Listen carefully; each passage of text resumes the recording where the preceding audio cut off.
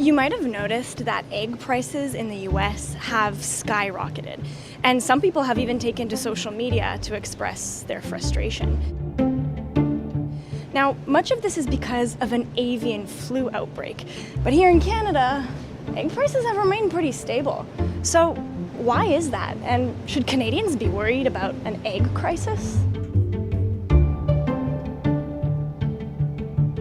Well, there's actually a few things we have to take into consideration, like the way Canada manages its avian flu outbreaks in the first place. And this all starts right on the poultry farms with the egg producers themselves. We need to change our clothes, our boots. When we come in our barn, we need to be very secure to not have contamination from outside to inside.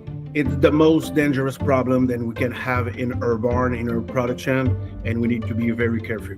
And if an outbreak were to happen, Canada tracks it very closely. There is aggressive monitoring and reporting and communication and responses towards avian influenza when it affects the poultry farms. We have ongoing data as to which provinces are affected, the number of farms that are affected, the number of poultry that are affected. Also, our farms are much smaller than those in the US. In Canada, the average size of a poultry farm is about 25,000 birds. In the US, the average size of an industrial-grade poultry farm can be anywhere between 6 to 8 million hens.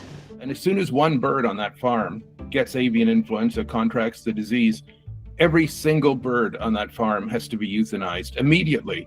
And they have euthanized in the US about 150 million birds since 2022. So outbreaks are just easier to manage. And finally, Canada also has a resilient supply management system that helps stabilize the prices of eggs. If we do run into any issues in Canada, we can have eggs that are shipped in from other parts of the country in order to satisfy any shortfalls that a province might have.